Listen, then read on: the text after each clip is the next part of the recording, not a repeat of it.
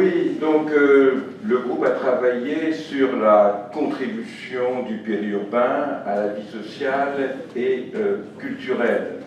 Alors bien sûr, au fur et à mesure de la soirée, les choses finissent par se répéter, mais comme le disait je ne sais plus quel philosophe, tout a déjà été dit, mais pas par tout le monde. Donc on va s'y lancer pour le groupe. J'ai plutôt résumé ce qu'a été le propos, où effectivement le groupe, je crois, a témoigné du fait que le périurbain n'était plus cette plaie urbaine, mais pour le résumer, il m'a semblé que les travaux du groupe montraient comment, assez naturellement, on était dans une période où on allait transférer au périurbain ce qui était autrefois les prestiges, je dirais, de l'esprit de la ville, pour rester suffisamment abstrait.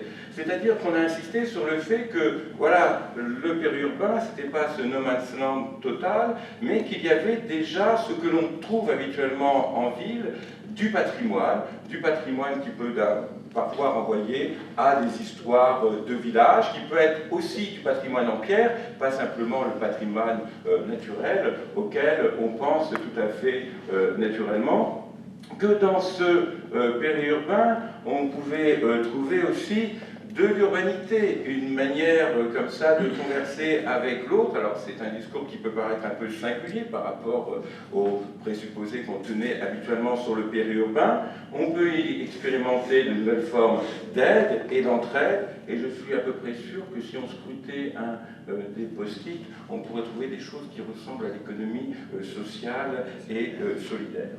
Et puis, autre aspect quand même assez important, c'est que dans le périurbain, il y a de l'espace, et on a parlé plutôt d'espace que de vie, parce que peut-être que c'est plus spontanément le terme ou l'adjectif, enfin le terme qu'on va employer pour le périurbain, de l'espace, voire, si on est près de nos flous, du foncier moins cher, mais qui offre des conditions, de possibilités, de formes d'expérimentation pour la vie sociale, pour des équipements, qui peuvent être éventuellement des équipements qui seront des équipements éphémères, comme pour des manifestations culturelles. Donc un lieu où on peut faire de l'audace, cette audace qui autrefois était réservée aux gens qui allaient à la ville et qui quittaient d'une certaine manière leur campagne.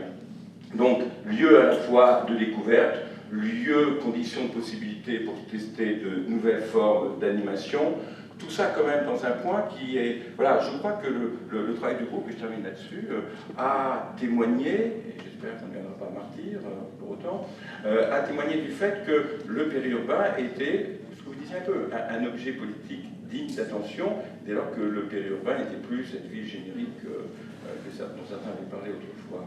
Alors Michel Lusso, lieu d'audace, et puis c'est peut-être là aussi où vous allez parler des services publics.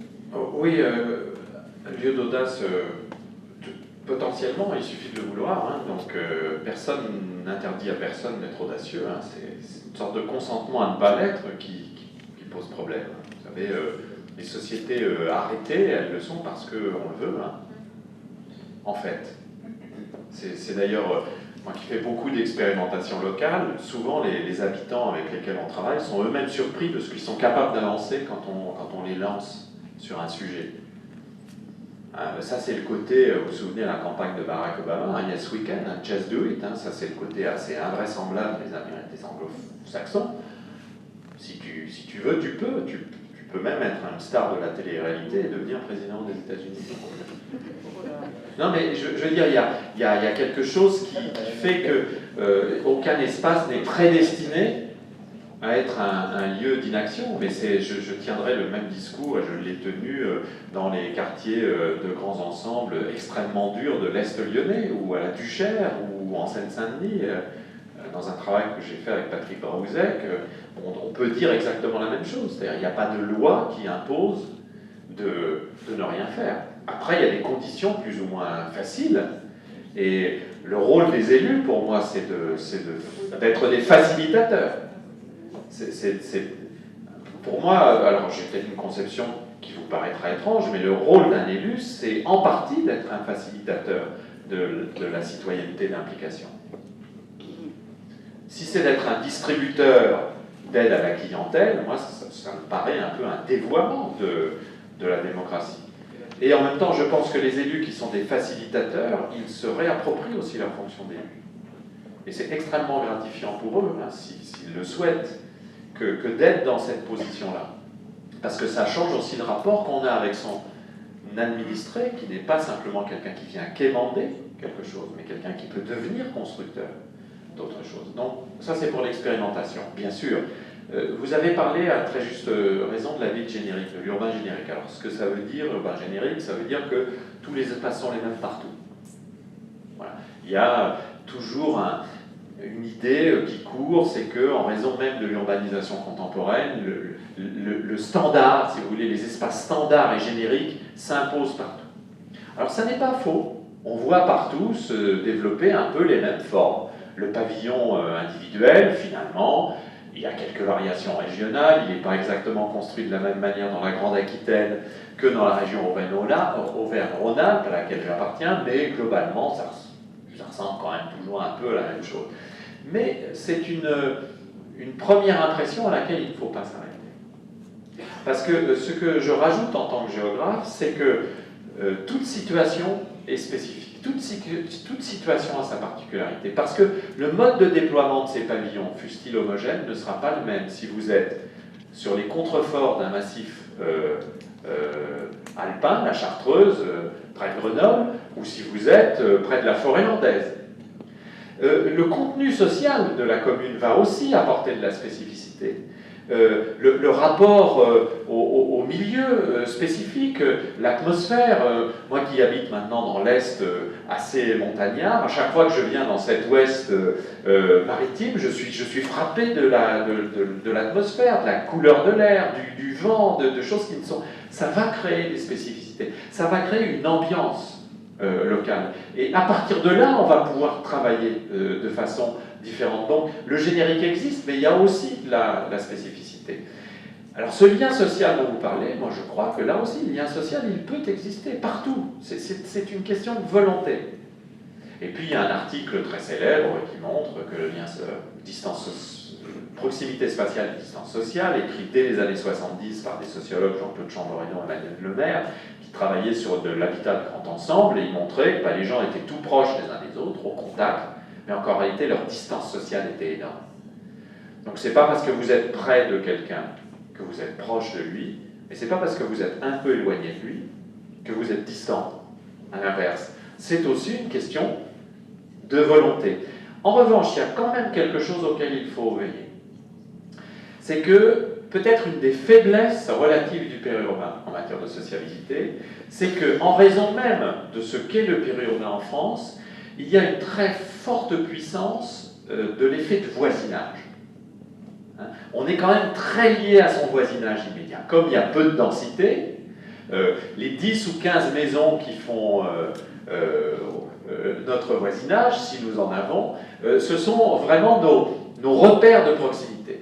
Et nous créons souvent de la sociabilité avec ces gens-là. Pour peu qu'en plus on ait des enfants qui sont scolarisés dans la même école, nous créons de la sociabilité.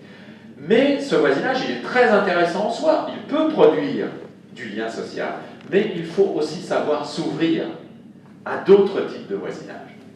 Et c'est peut-être là une des fragilités relatives du périurbain par rapport à l'urbain dense. C'est que, dans une certaine mesure, mais c'est aussi la contrainte de l'urbain dense, vous êtes toujours dans l'urbain dense, appelé par la densité à changer vos voisinages, à être confronté à d'autres voisinages.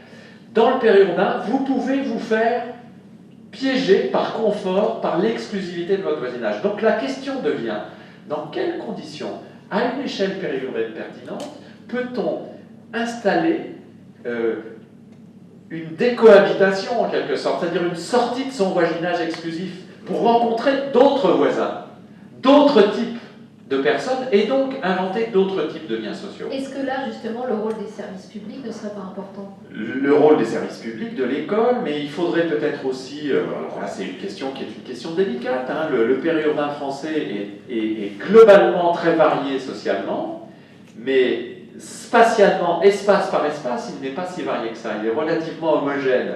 Si vous le prenez à l'échelle nationale, il y a beaucoup de diversité sociale, mais à l'échelle locale, souvent le périurbain est socialement homogène. Il est souvent aussi homogène en classe d'âge. Donc, c'est un espace où il y a un surcroît d'efforts à faire pour se confronter à d'autres que soi-même. Voilà.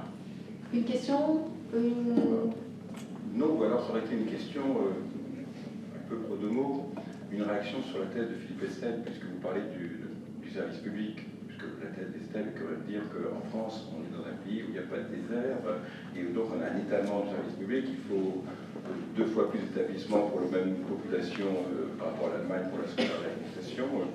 Comment est-ce que vous réagiriez, vous, en tant que... Parce que voilà, un géographe, oui, c'est répondrait un géographe à ça. C'est assez vrai, le constat de Philippe Estève est exact. Le nombre d'établissements scolaires en France par rapport au nombre d'élèves scolarisés est supérieur à tout autre pays comparable.